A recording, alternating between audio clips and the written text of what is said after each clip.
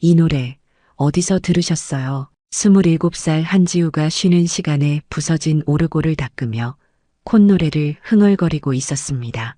폐기물 처리장.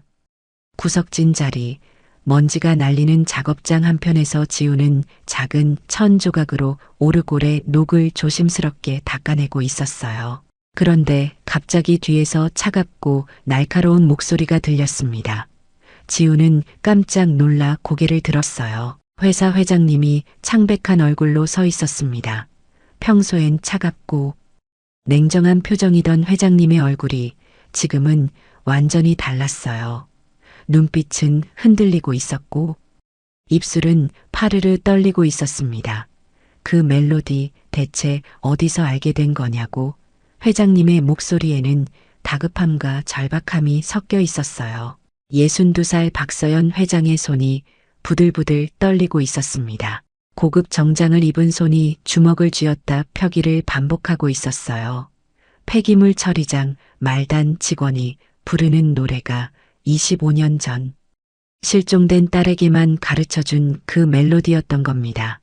세상에 단 두 사람만 아는 노래를 박서연이 직접 작곡해서 딸 지우에게만 불러주던 자장가를 어떻게 이 여직원이 알고 있는 걸까요? 박서연의 가슴은 미친 듯이 뛰기 시작했습니다. 25년 동안 멈춰있던 심장이 다시 요동치기 시작했어요. 도대체 이 여직원은 누구일까요? 그리고 회장님은 왜 이렇게 충격받은 걸까요? 그 전에 잠깐 이 영상이 마음에 드셨다면 구독과 좋아요 부탁드리며 지금 어디에서 시청하고 계신지 댓글로 남겨주세요. 여러분의 이야기도 듣고 싶습니다.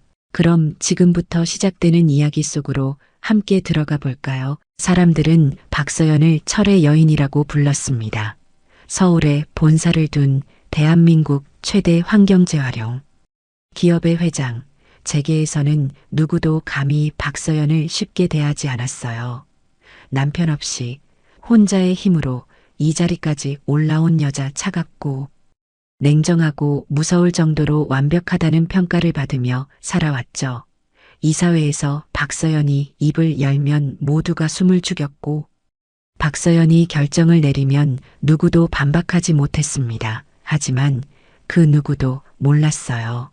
박서연의 심장 한가운데 깊게 파인 상처를요. 매일 밤 홀로 남겨진 회장실에서 박서연은 눈물을 흘렸습니다. 25년 전 딸 지우가 유괴된 그날 이후 박서연의 인생은 완전히 멈춰버렸어요. 그날은 평범한 토요일 오후였습니다. 5살 지우는 집 앞 놀이터에서 놀고 있었고 박서연은 잠깐 집에 들어가 물을 가져오려 했어요. 단 5분, 고작 5분을 눈을 떼었을 뿐인데 지우는 사라져 있었습니다. 놀이터 벤치 위에는 박서연이 선물한 오르골만 덩그러니 놓여 있었어요. 박서연은 미친 듯이 동네를 뛰어다녔습니다. 목이 쉬도록 지우의 이름을 불러댔죠. 경찰이 출동했고 수색이 시작됐지만 아무런 단서도 찾을 수 없었습니다. 마치 지우는 연기처럼 사라져버린 것 같았어요. 하루도 빠짐없이 박서연이 들여다보는 것이 하나 있었습니다. 바로 그 오래된 오르골, 지우 5살 생일에 박서연이 직접 선물했던 물건이었어요. 세상 어디에도 없는 우리 가족만이 아는 멜로디가 담긴 오르골. 박서연이 밤마다 지우에게 불러주던 자장가를 오르골 제작자에게 부탁해서 특별히 만든 것이었습니다. 지우는 그 멜로디를 너무 좋아해서 하루 종일 흥얼거렸어요. 아침에 일어나면서도 밥을 먹으면서도 그림을 그리면서도 늘 그 노래를 불렀습니다. 그런데 그 오르골만 덩그러니 남겨둔 채 지우는 박서연 곁에서 사라졌어요. 경찰도 탐정도 아무도 지우를 찾지 못했습니다. 시간이 흘러도 박서연은 포기하지 않았어요. 전국의 고아원을 다 뒤졌고 실종 아동 찾기 단체에 거액을 기부하며 정보를 수집했습니다. 하지만 회사도 지켜야 했어요. 남편이 일찍 세상을 떠난 뒤 박서연 혼자 일궈온 회사였고 수많은 직원들의 생계가 달려 있었죠. 그렇게 동생 박서희와 조카 김태준에게 경영 일부를 맡겼습니다. 그때는 믿었어요. 가족이니까요. 피를 나눈 동생이 배신할 리 없다고 생각했습니다. 그런데 요즘 들어 놈들의 수상한 움직임이 심상치 않았어요. 김태준은 35의 젊은 나이에 이사 자리까지 올랐지만 그걸로 만족하지 못하는 것 같았습니다. 박서연 앞에서는 공손하게 웃으며 말했어요. 이모, 이제 시대가 변했잖아요. 현장 일은 제가 알아서 할게요. 이모는 편히 계세요. 하지만 박서연은 압니다. 김태준의 눈빛 속 욕심을요. 회의 중에 박서연을 바라보는 시선에 담긴 오만함을요. 분명히 박서연의 자리를 노리고 있다는 걸 알고 있었습니다. 동생 박서희 역시 마찬가지였어요. 언니 너무 일에만 매달리지 말고 이제 좀 쉬어. 우리가 있잖아. 겉으론 걱정하는 척했지만 박서연은 느낄 수 있었습니다. 박서희가 회사 지분을 더 가져가려는 속내를요. 그래서 직접 움직이기로 했습니다. 책상에만 앉아 있어서는 진실을 알 수 없으니까요. 며칠 전 박서연은 특별한 이유도 없이 폐기물 처리장으로 향했습니다. 현장 시찰이라는 명목이었지만 사실 마음 한구석이 이상하게 불안했어요. 그날 아침부터 가슴이 두근거렸고 묘한 예감이 들었습니다. 비서가 일정을 물었을 때도 박서연은 명확히 대답하지 못했어요. 그냥 현장을 보고 싶어. 오늘은 꼭 가야 할 것 같아. 그리고 그곳에서 박서연은 믿을 수 없는 광경을 마주했습니다. 작업장 한 구석. 구석진 자리에서 한 여직원이 부서진 오르골을 닦으며 콧노래를 흥얼거리고 있었어요. 점심시간이었고 다른 직원들은 식당으로 향했지만 그 여직원은 혼자 남아 무언가를 소중히 다루고 있었습니다. 그 멜로디를 듣는 순간 박서연의 발걸음이 멈췄어요. 온몸에 전율이 흘렀습니다. 귓가에 맴도는 그 소리. 너무도 익숙하고 절대 잊을 수 없는 멜로디, 지우가 즐겨 부르던 바로 그 곡이었습니다. 박서연이 직접 만들어서 세상에 단 하나뿐인 그 노래를요. 숨을 삼키며 조심스럽게 다가갔습니다. 가슴이 터질 듯이 뛰었고 다리가 후들거렸어요. 여직원의 얼굴을 보는 순간 심장이 덜컥 내려앉았습니다.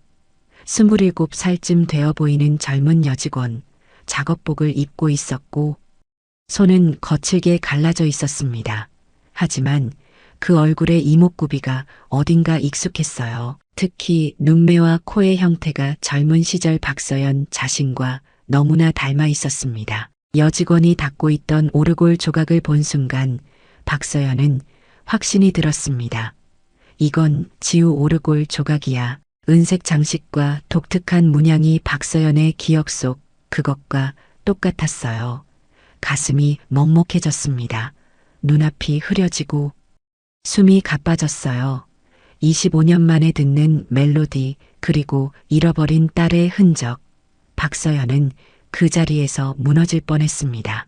그날 밤 박서연은 잠을 이룰 수 없었어요. 침대에 누워 천장만 바라보며 머릿속엔 온통 그 여직원 생각뿐이었습니다. 혹시 정말 지우일까? 아니면 그저 우연의 일치일까? 하지만 그 멜로디는 절대 우연일 수 없었어요. 세상에 단 두 사람만 아는 노래였으니까요. 다음 날 아침 박서연은 평소보다 일찍 회사에 도착했습니다.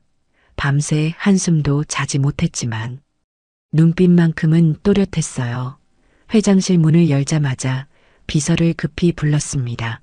어제 폐기물 처리장에서 본 여직원 있지. 부서진 오르골을 닦고 있던 그 직원 말이야. 박서연의 목소리에는 긴박함이 묻어났어요. 비서는 고개를 끄덕이며 수첩을 꺼냈습니다. 네 회장님 기억합니다. 박서연은 책상 모서리를 꽉 움켜쥐며 말했어요. 그 사람 신원조사에 출생 기록부터 학력 경력 모든 것을 샅샅이 파헤쳐 단 조용히 움직여 누구도 눈치채선 안 돼.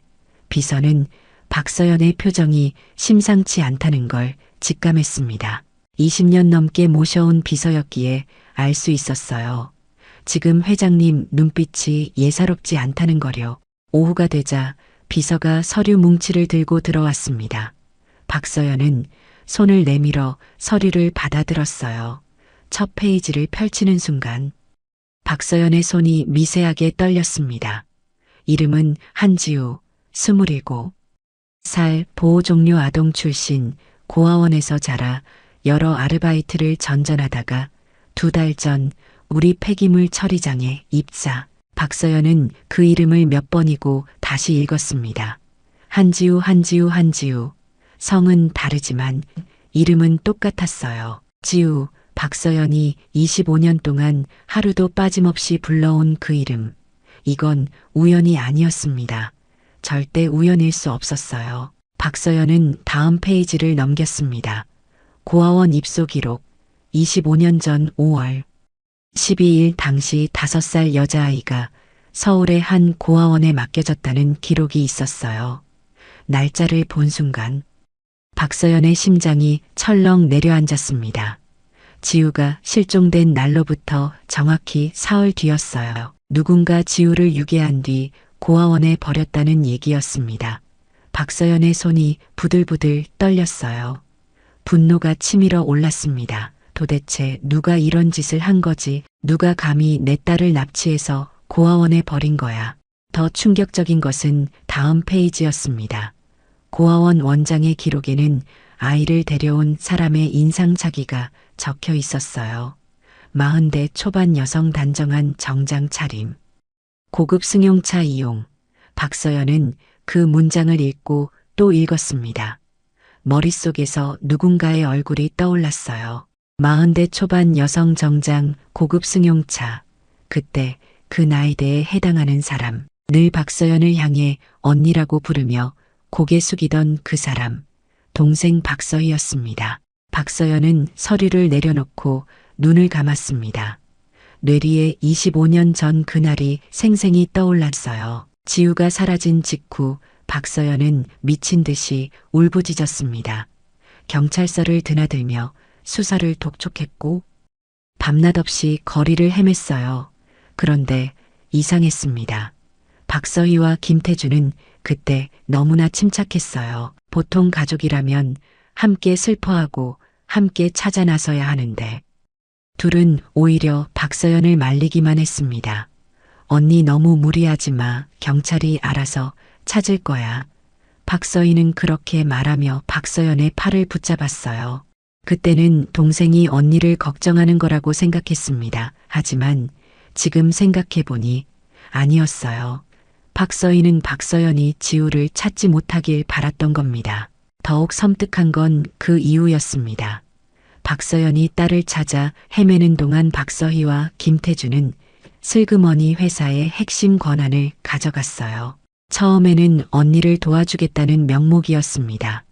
언니가 힘들어하니까 우리가 좀 도와줄게. 하지만 시간이 지나면서 둘의 지분은 점점 늘어났고 경영권도 조금씩 넘어갔습니다. 박서연은 그때 너무 지쳐 있었어요. 딸을 잃은 슬픔에 정신을 차릴 수가 없었죠. 그 틈을 타서 박서희와 김태주는 자신들의 영역을 넓혀갔던 겁니다. 가슴속 분노가 다시 타올랐습니다. 박서연은 이를 악물었어요. 설마 너희들이었냐? 내 딸을 빼앗아간 게 바로 너희들이었냐? 회사를 차지하기 위해 5살짜리 아이를 유괴해서 버린 거냐? 생각만 해도 온몸이 부들부들 떨렸습니다. 하지만 아직은 확증이 필요했어요. 감정이 아닌 명확한 증거가 있어야 했습니다. 박서연은 비서를 다시 불렀습니다.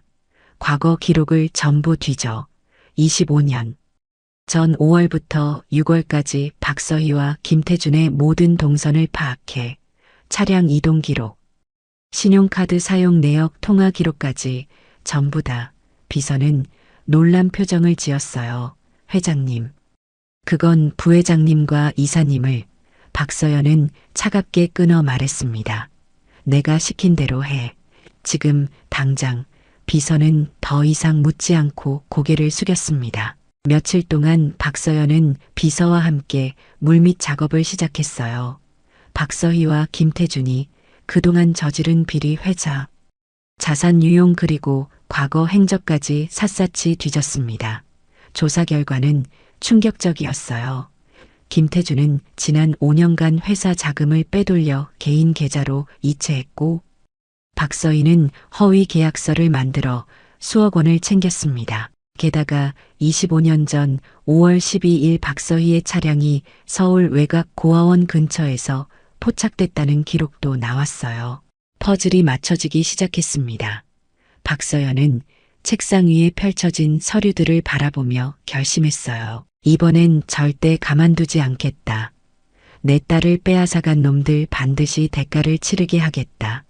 박서연의 눈빛이 차갑게 빛났습니다. 다음 날 박서연은 다시 폐기물 처리장을 찾았습니다. 이번에는 현장 시찰이라는 명목도 없이 그냥 조용히 혼자 차를 몰고 갔어요. 비서도 경호원도 대동하지 않았습니다.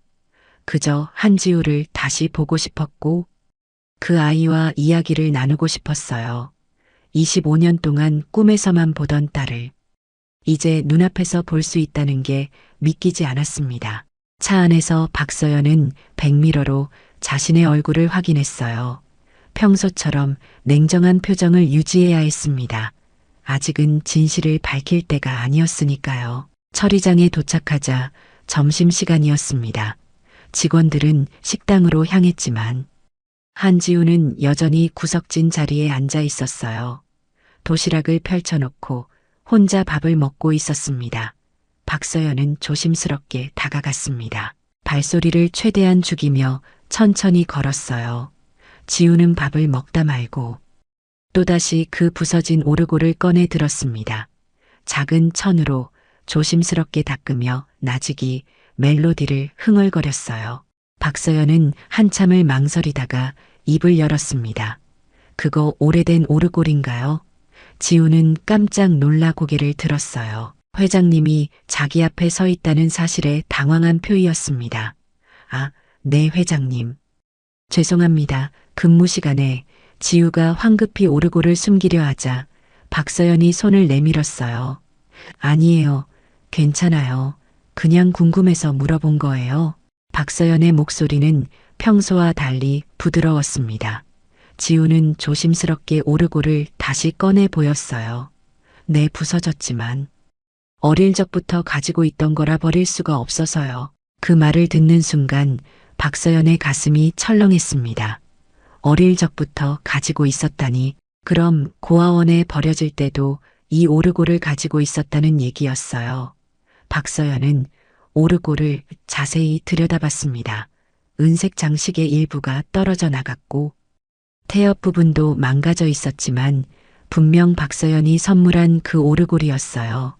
손으로 만져보니 세월의 흔적이 느껴졌습니다. 25년 동안 지우가 얼마나 소중히 간직했을지 상상만 해도 가슴이 미어졌어요. 혹시 그 멜로디 자주 부르시나요?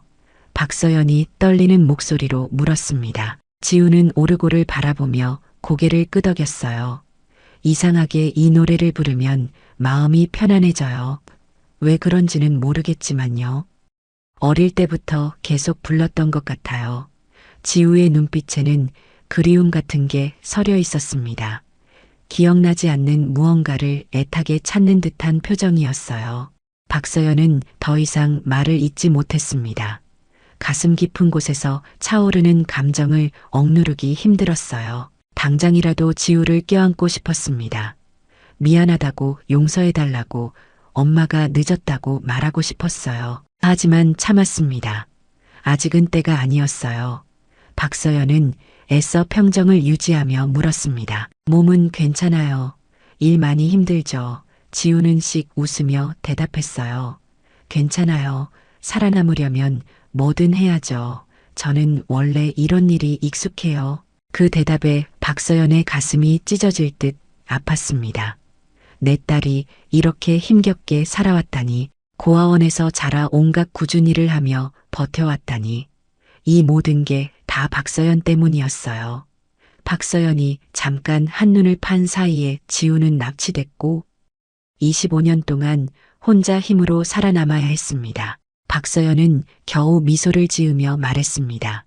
힘든 일 있으면 언제든 말해요. 회사가 도와줄 수 있는 게 있다면 뭐든지. 지우는 고개를 숙이며 감사하다고 했어요.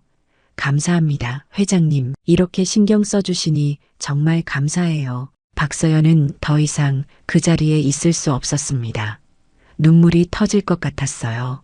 서둘러 그 자리를 떠났습니다.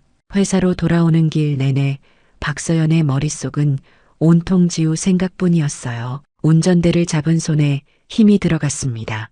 빨리 진실을 밝히고 지우를 되찾고 싶었지만 서두르면 안 됐어요.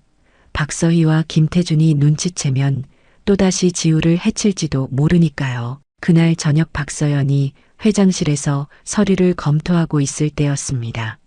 노크 소리도 없이 문이 벌컥 열렸어요. 박서희와 김태준이 들어왔습니다. 둘 다 평소와 달리 표정이 굳어 있었어요. 언니 요즘 왜 이렇게 신경질적이야?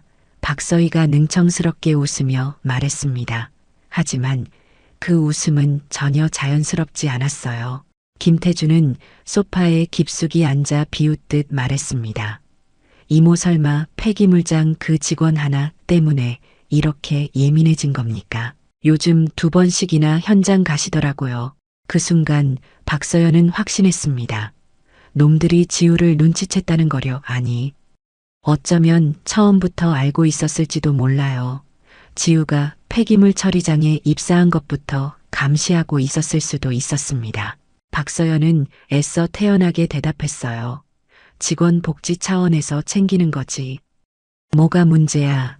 김태준의 눈빛이 날카롭게 빛났습니다. 이모 세상은 냉정해야 살아남는 겁니다. 괜히 정주지 마세요. 그냥 직원일 뿐인데 왜 그렇게 신경 쓰세요? 박서희도 한마디 거들었어요. 그래, 언니 우리처럼 현실적으로 좀 살아. 괜한 감정 때문에 인생 꼬이지 말고. 그 말 속에는 경고가 담겨 있었습니다.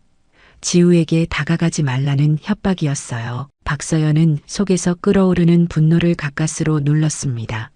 지금 당장 놈들의 멱살을 잡고 싶었지만 참았어요. 아직은 때가 아니니까요. 나가봐, 피곤해. 박서연이 차갑게 말하자 둘은 의미심장한 미소를 지으며 나갔습니다. 문이 닫히자 박서연은 주먹으로 책상을 쳤어요. 놈들이 본격적으로 움직일 기회를 엿보고 있다는 걸 직감했습니다. 지우를 또다시 제거하려 들 거예요. 25년 전처럼 그날 밤 박서연은 비서를 급히 불렀습니다. 박서희와 김태준의 모든 비리를 정리해. 그리고 한지우 씨 절대 눈에서 떼지 마. 24시간 경호를 붙여. 비서는 고개를 끄덕이며 조심스럽게 말했어요. 회장님, 그 사람들이 곧 움직일 겁니다. 조심하셔야 합니다. 박서연은 창밖을 바라보며 대답했습니다. 알아, 그래서 우리가 먼저 움직여야 해. 이번엔 내가 절대 놓치지 않을 거야. 다음 날 불안한 마음에 폐기물 처리장 쪽 상황을 살피던 중이었습니다. 비서에게서 급히 연락이 왔어요. 회장님, 김태준 이사가 오늘 폐기물장 쪽으로 사람을 보냈습니다. 뭔가 수상합니다. 전화기 너머로 들리는 비서의 목소리에는 긴장감이 가득했어요. 그 말을 듣는 순간 박서연의 심장이 철렁 내려앉았습니다. 놈들이 지우를 없애려는 거야. 서둘러야 해. 박서연은 곧장 폐기물 처리장으로 출발하려 했지만 그보다 먼저 비서의 휴대폰이 또다시 울렸습니다. 전화를 받은 비서의 얼굴이 창백하게 굳어졌어요. 회장님, 사고가 났습니다. 한지우 씨가 그 말을 듣자마자 박서연은 말도 안 되는 속도로 자리에서 벌떡 일어났습니다. 당장 출발해. 지금 당장. 목소리가 떨렸어요. 손에 쥔 오르골이 부서질 듯이 강하게 움켜쥐어졌습니다. 차 안에서 박서연의 온몸에서 식은 땀이 흘렀습니다. 심장이 미친 듯이 뛰었고 숨이 제대로 쉬어지지 않았어요. 제발 아무 일 없어야 해. 소은아, 엄마가 간다. 조금만 버텨. 창밖으로 스쳐 지나가는 풍경이 흐릿하게 보였습니다. 박서연의 머릿속엔 오직 하나 지우의 얼굴만이 떠올랐어요. 5살 때 웃으며 뛰어오던 모습, 오르골 소리에 맞춰 춤추던 모습, 그리고 방금 전 처리장에서 본 수척한 얼굴. 모든 기억이 파노라마처럼 스쳐 지나갔습니다. 폐기물 처리장에 도착하자마자 박서연은 차가 완전히 멈추기도 전에 문을 박차고 뛰어내렸습니다. 발밑에 자갈이 튀었지만 아플 새도 없었어요. 눈앞에 펼쳐진 광경은 말 그대로 혼란 그 자체였습니다. 경고 사이렌이 귀청을 찢을 듯 울려 퍼지고 있었고 직원들은 공포에 질린 얼굴로 한쪽에 몰려 웅성거리고 있었어요. 구급대원들이 분주하게 들것을 옮기고 있는 모습이 보였습니다. 박서연의 다리에 힘이 풀렸지만 그래도 앞으로 나아갔어요. 지우는 어디 있습니까? 목이 터져라 외쳤습니다. 한 직원이 떨리는 손으로 구석을 가리켰어요. 저쪽에 그 시선을 따라갔을 때 박서연은 그대로 얼어붙었습니다. 피투성이가 된 지우가 들것에 실려 있었어요. 그 순간 박서연의 심장이 쿵 하고 내려앉았습니다. 머릿속이 새하얘지고 다리가 후들거리기 시작했어요. 지우의 이마엔 선명한 피가 흐르고 있었고 팔은 이상한 각도로 꺾여 있었습니다. 작업복은 먼지와 피로 범벅이 되어 있었고 얼굴은 창백하기 그지없었어요. 입술은 파래져 있었고 눈은 감긴 채였습니다. 이게 무슨... 박서연은 비틀거리며 지우에게 다가갔습니다. 가슴이 찢어질 듯한 고통이 몰려왔어요. 그렇게 가까이 두고도 지켜주지 못했다는 자책감이 박서연을 짓눌렀습니다. 잠깐만요, 보호자분이세요. 구급대원이 박서연을 막아서며 물었습니다. 박서연은 주저없이 대답했어요. 그렇습니다. 제가 보호자예요. 그 말이 입 밖으로 나오는 순간 박서연은 깨달았습니다. 25년 만에 처음으로 당당히 말할 수 있게 됐다는 거요. 내가 이 아이의 보호자라고, 내가 이 아이의 엄마라고. 그때 지우의 눈꺼풀이 천천히 떠졌습니다. 흐릿한 시선이 박서연을 향했고 지우의 입에서 가느다란 목소리가 흘러나왔어요. 회장님, 그 목소리를 듣는 순간 박서연 안에 쌓여있던 감정이 무너져 내렸습니다. 박서연은 지우의 손을 꼭 잡으며 애써 미소 지었어요. 괜찮아요. 지우야, 이제 안전해요. 내가 여기 있잖아요. 지우는 힘겹게 미소를 지으려 했지만 금세 눈을 감아버렸습니다. 빨리 옮겨야 합니다. 구급대원들이 급히 지우를 구급차에 태웠습니다. 박서연도 함께 타려 하자 구급대원이 말았어요. 보호자 한 분만 탑승 가능합니다. 박서연은 단호하게 대답했습니다. 저 말고 누가 타겠습니까? 구급차 안에서 박서연은 지우의 손을 놓지 않았어요. 차가운 손, 너무나 차가운 손이었습니다. 그때 비서가 차를 타고 뒤따라오며 전화를 걸어왔습니다. 회장님, 이번 사고 단순하지 않습니다. 직원들 증언에 의하면 누군가 고의로 대형 폐기물 더미를 한지우 씨 쪽으로 밀었다고 합니다. 명백한 계획된 사고입니다. 그 말을 듣는 순간 박서연의 피가 거꾸로 솟는 듯 했습니다. 주먹이 부르르 떨렸어요. 김태준, 내가 결국 이 짓을, 이를 악물고 박서연은 속으로 되뇌었습니다. 이번엔 절대 용서 안 해. 절대로. 병원에 도착하자 지우는 바로 응급실로 옮겨졌습니다. 박서연은 복도 한켠에 서서 멍하니 오르골만 바라보고 있었어요. 손에 쥔 오르골이 땀으로 미끄러웠습니다. 귓가에 멜로디가 맴도는 듯 했어요. 마치 지우가 괜찮아요. 엄마 저 괜찮아요 라고 말해주는 것 같았습니다. 1시간이 넘게 기다렸을까요? 의사가 나왔습니다. 박서연은 벌떡 일어서며 물었어요. 어떻습니까? 우리 지우는. 의사는 심각한 표정으로 말했습니다. 다행히 생명에는 지장이 없습니다. 하지만 팔 골절과 타박상이 심해 며칠간 안정을 취해야 하고요. 이마 쪽은 봉합수술을 했습니다. 출혈이 많았지만 다행히 뇌에는 이상이 없어요. 그 말을 듣고서야 박서연은 무너지듯 의자에 주저앉았습니다. 살아있다는 사실만으로 감사했어요. 두 손으로 얼굴을 감싸쥐고 박서연은 눈물을 흘렸습니다. 25년 만에 흘리는 진짜 눈물이었어요. 슬픔도 있었지만 안도감도 컸습니다. 살아있어줘서 고마워 지우야. 잠시 후 병실로 이동이 완료됐다는 연락을 받았습니다. 박서연은 조심스럽게 병실 문을 열었어요. 침대에 누워있는 지우의 모습이 보였습니다. 이마에는 하얀 붕대가 감겨 있었고 왼쪽 팔은 깁스로 고정돼 있었어요. 링거를 맞고 있는 모습이 너무나 약해 보였습니다. 박서연은 의자를 끌어당겨 침대 옆에 앉았어요. 지우의 손을 조심스럽게 잡았습니다. 엄마가 미안해 지우야. 박서연은 속삭였습니다. 더 일찍 찾았어야 하는 건데. 25년이나 걸렸어. 그 긴 시간 동안 내가 얼마나 힘들었을지. 말을 하다 말고 박서연은 또다시 눈물을 흘렸어요.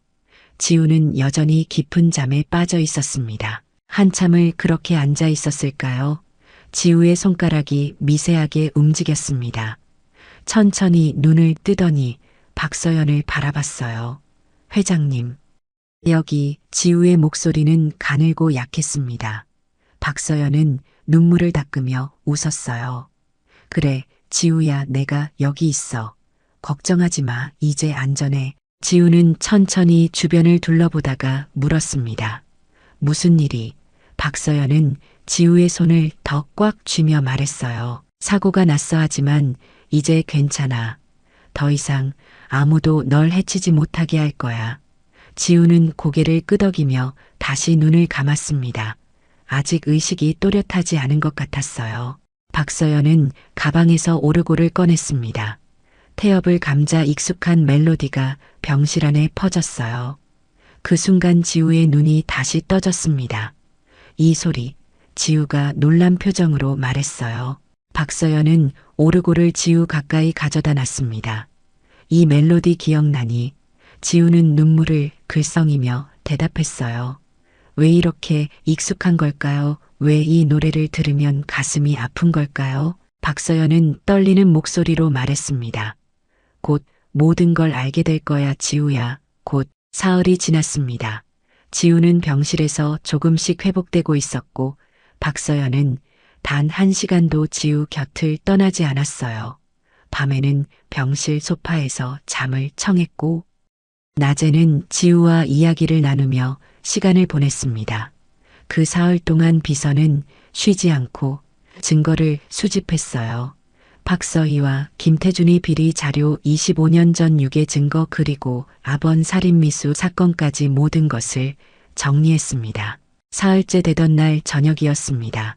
병실 창문으로 노을이 지고 있었어요. 지우는 침대에 기대 앉아 창밖을 바라보고 있었고 박서연은 그 옆에서 오르골을 돌리고 있었습니다. 잔잔한 멜로디가 흐르자 지우가 조심스럽게 말을 꺼냈어요. 회장님, 제가 여쭤봐도 될까요? 박서연은 고개를 끄덕였습니다. 그럼요. 뭐든 물어보세요.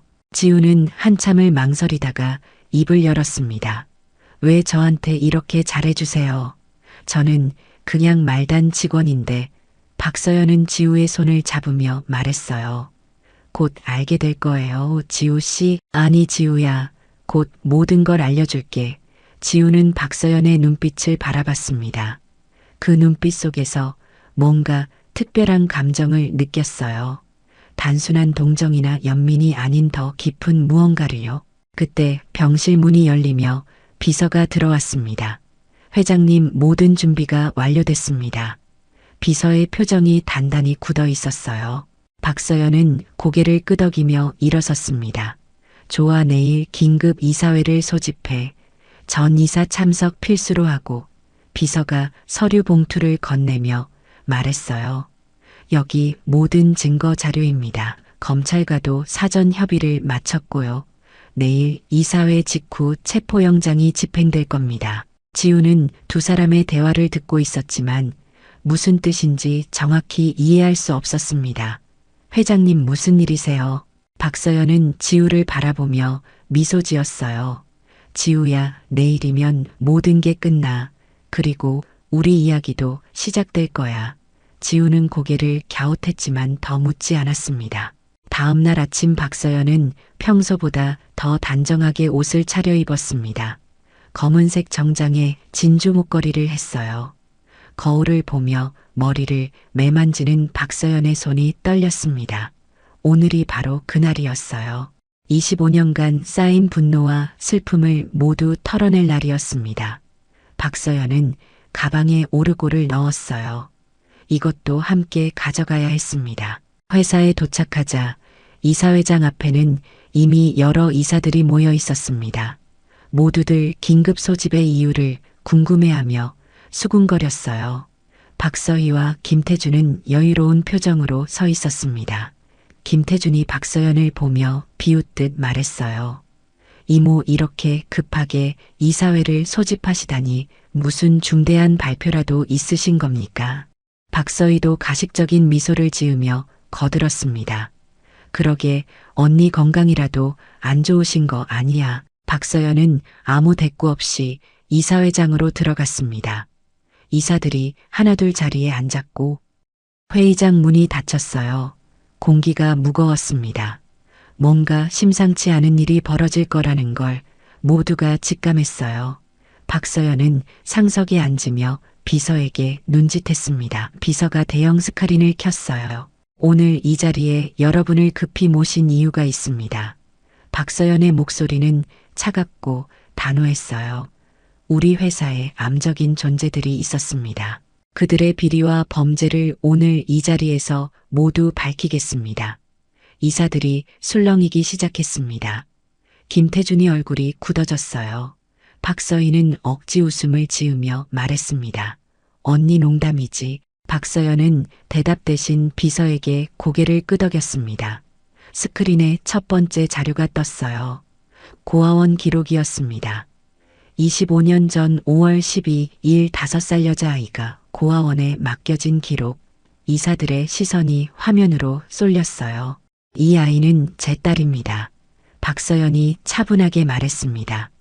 25년 전 유괴됐던 제 딸 지우가 고아원에 버려진 기록입니다. 회의장이 술렁였습니다. 회장님 딸이, 그럼 그 유명한 유괴 사건. 이사들이 웅성거렸어요. 박서연은 계속 말을 이어갔습니다. 그리고 이 아이를 고아원에 버린 사람의 정체를 밝히겠습니다. 화면이 전환되며 차량 기록과 목격자 진술서가 나타났어요. 40대 초반 여성 고급 승용차 그리고 가 차량 번호가 선명하게 표시됐습니다. 김태준이 벌떡 일어나 소리쳤습니다. 이건 조작이야, 믿지 마세요. 하지만 박서연은 계속 진행했어요. 다음 화면에는 박서희의 차량 등록증과 당시 차량 이동 경로가 나타났습니다. 정확히 그날 그 시각 박서희의 차가 고아원 앞을 지나갔다는 기록이었어요. 이사들의 표정이 싸늘하게 변했습니다. 그리고 이것이 결정적 증거입니다. 박서연이 리모컨을 누르자 녹음 파일이 재생됐어요. 25년 전 박서희와 김태준이 나눈 통화 내용이었습니다. 김태준의 목소리가 울려 퍼졌어요. 애는 고아원에 버려 어차피 기억도 못할 테니까. 이어서 박서희의 목소리가 들렸습니다. 형수가 무너질 거야. 그럼 회사는 우리 거지. 이제 조금만 참으면 돼. 회의장이 충격에 휩싸였습니다. 이사들이 경악한 표정으로 박서희와 김태준을 바라봤어요. 저런 짓을. 어떻게 친언니 딸을. 박서희는 자리에서 일어나 필사적으로 변명했습니다. 저건 조작이야. 누가 만든 거야. 우리가 그럴 리 없잖아. 하지만 아무도 믿지 않았어요. 박서연은 다음 자료를 공개했습니다. 회사 자금 횡령 내역이었어요. 지난 10년간 김태준이 빼돌린 금액만 수십억 원에 달했습니다. 박서희가 조작한 허위 계약서들도 모두 공개됐어요. 이사들의 분노가 폭발했습니다. 이건 명백한 범죄야. 당장 경찰에 신고해야 해. 박서연은 마지막 카드를 꺼냈습니다. 그리고 이것은 사흘 전에 발생한 살인미수 사건의 증거입니다. 화면에 폐기물 처리장 CCTV 영상이 재생됐어요. 누군가 고의로 대형 폐기물 더미를 밀어넣는 장면이 선명하게 찍혀 있었습니다. 그 사람의 얼굴도 또렷이 보였어요. 김태준이 고용한 남자였습니다. 이 남자는 이미 자백했습니다. 박서연이 말했어요. 김태준 이사로부터 금품을 받고 한지우 씨를 해치라는 지시를 받았다고 진술했습니다. 김태준은 얼굴이 새하얗게 질렸어요. 더 이상 변명할 여지가 없었습니다. 그때 회의장 문이 열리며 경찰이 들어왔습니다. 박서희, 김태준 두 분 유괴살인미수 횡령 배임 혐의로 체포합니다. 경찰이 수갑을 꺼내자 김태준은 마지막 발악을 했어요. 이모, 당신 이거 후회하게 될 거야. 우리가 얼마나 회사에 공헌했는데. 박서연은 차갑게 웃으며 대답했습니다. 공헌 5살짜리 아이를 유괴한 게 공헌이냐. 박서희도 울먹이며 매달렸습니다. 언니, 제발 한 번만 용서해줘. 우린 가족이잖아. 박서연은 냉정하게 말했어요. 가족, 내가 그 말을 할 자격이 있었으면 25년 전에 썼어야지. 찰칵 수갑이 채워지는 소리가 회의장 안에 울려 퍼졌습니다. 경찰들이 두 사람을 끌고 나가는 순간 김태준은 끝까지 박서연을 노려봤어요. 하지만 박서연은 미소 지으며 마지막 말을 던졌습니다. 남은 인생 감옥에서 반성해라. 문이 닫히고 회의장은 다시 고요해졌습니다. 이사들은 모두 숨을 죽이고 있었어요. 박서연은 천천히 자리에서 일어나 이사들을 바라보며 말했습니다. 오늘 밝혀진 진실은 단순히 개인의 문제가 아닙니다. 우리 회사를 좀먹던 악을 제거한 날입니다. 이제부터 우리는 다시 시작할 겁니다. 한 이사가 조심스럽게 손을 들었어요. 회장님. 그럼 따님은? 박서연은 부드럽게 웃으며 대답했습니다. 곧 만나게 될 겁니다. 여러분 모두. 그 순간 한 이사가 박수를 치기 시작했습니다. 곧이어 다른 이사들도 박수를 보내며 회의장 안은 뜨거운 환호로 가득 찼어요. 그 박수 소리 속에서 박서연은 눈을 감았습니다. 25년 만에 처음으로 마음이 편안해졌어요. 이사회가 끝나고 박서연은 곧장 병원으로 향했습니다. 차 안에서 오르골을 꺼내 들여다봤어요. 이제 모든 것을 밝힐 시간이었습니다. 25년간 숨겨왔던 진실을 지우에게 말해줄 때가 된 거예요. 가슴이 두근거렸습니다. 기쁨과 떨림이 동시에 밀려왔어요. 병실 문을 열자 지우가 침대에 앉아 창밖을 바라보고 있었습니다. 박서연이 들어오는 소리를 듣고 고개를 돌렸어요. 회장님 오셨어요. 지우의 얼굴에는 궁금증이 가득했습니다. 오늘 아침부터 뭔가 큰일이 있을 거라는 걸 느끼고 있었어요. 박서연은 의자를 끌어당겨 침대 바로 옆에 앉았습니다. 지우야, 오늘 할 이야기가 있어.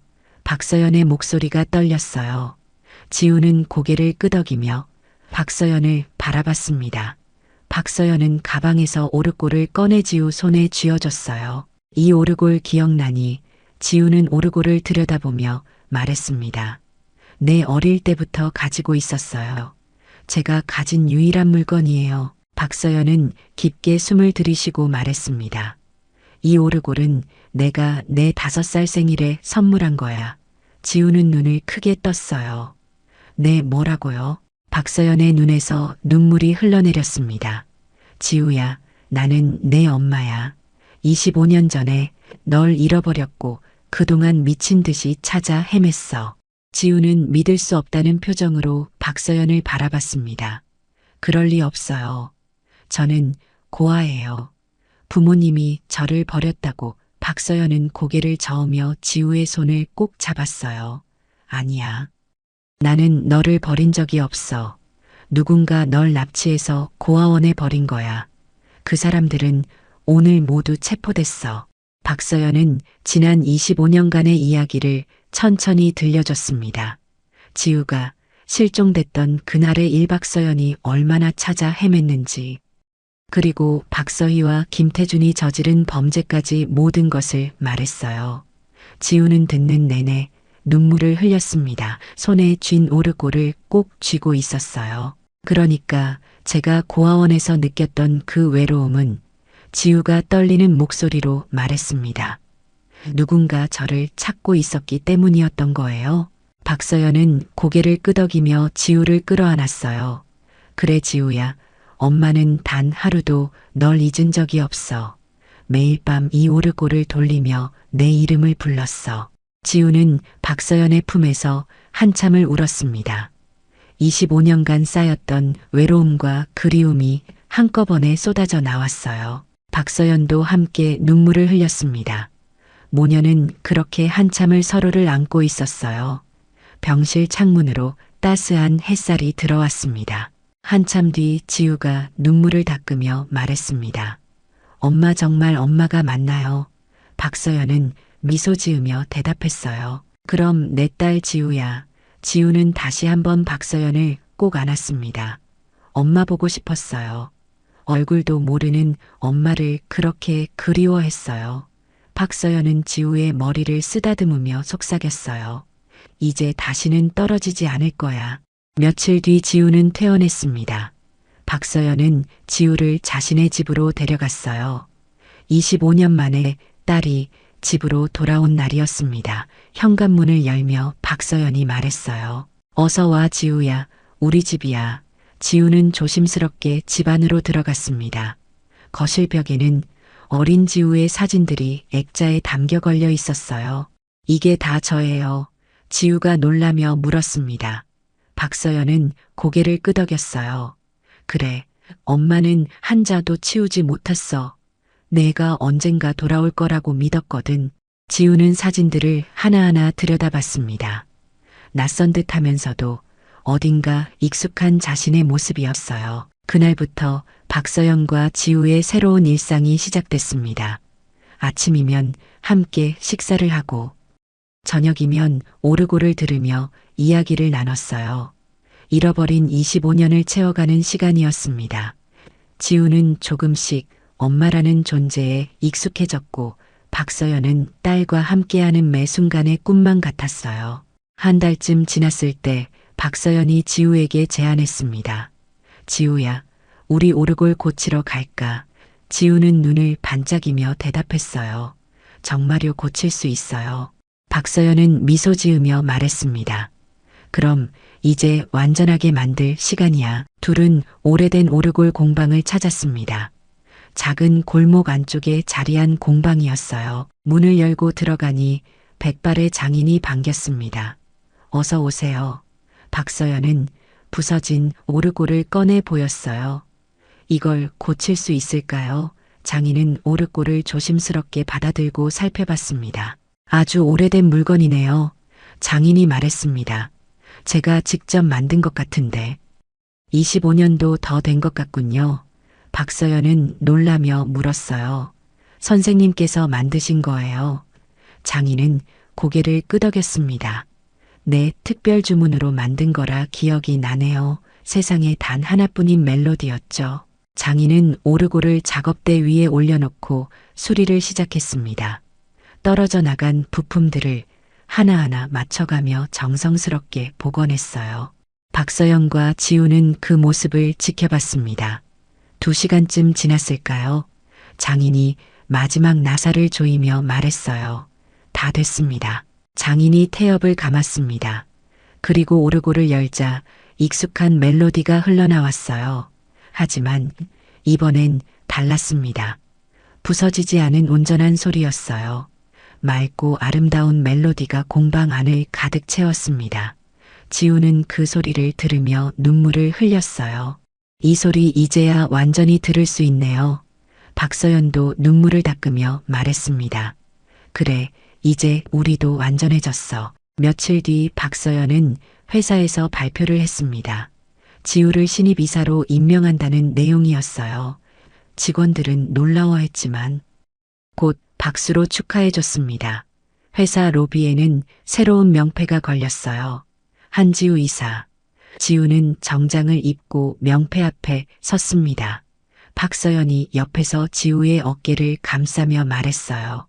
자랑스러워 지우야. 어느 주말 박서연과 지우는 사진관을 찾았습니다. 새로운 가족 사진을 찍기로 했어요.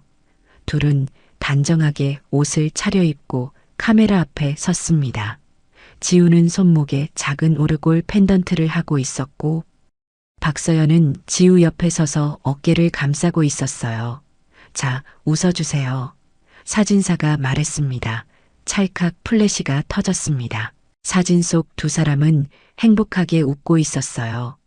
25년간 잃어버렸던 시간은 돌아오지 않지만 앞으로 함께할 시간이 더 많이 남아 있었습니다. 박서연은 완성된 사진을 보며 말했어요.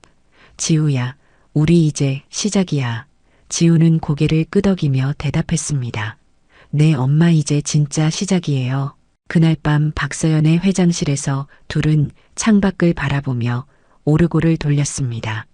잔잔한 멜로디가 사무실을 가득 채웠어요. 이 멜로디를 들으면 앞으로 어떤 일이 있어도 이겨낼 수 있을 것 같아요.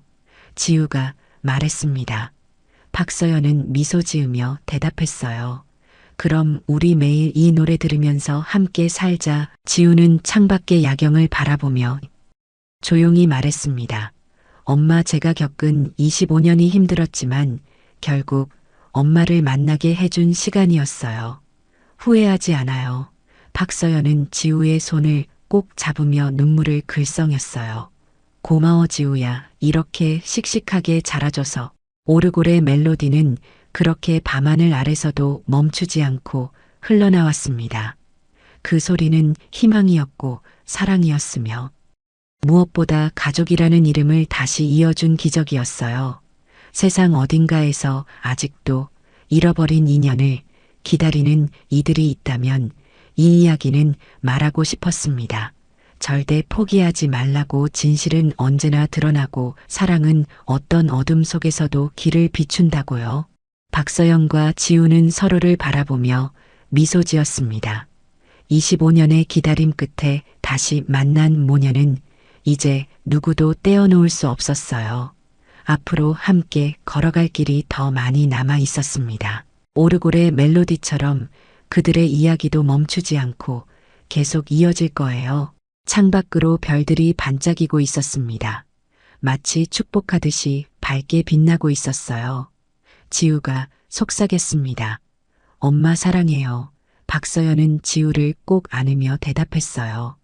나도 사랑해 내 딸. 25년 만에 완성된 가족의 이야기는 이렇게 새로운 시작을 맞이했습니다. 우리의 이 사연이 마음에 남았다면 좋아요를 눌러주세요.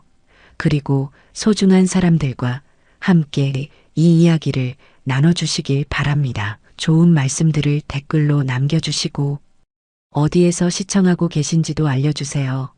여러분의 따뜻한 참여가 저희 제작진에게 큰 힘이 됩니다. 영상 보시고 느끼신 감정 댓글로 함께 나눠주세요. 여러분의 한마디가 누군가에겐 큰 위로가 될 수 있습니다. 영상이 마음에 드셨다면 구독과 좋아요, 응원 부탁드립니다. 감사합니다.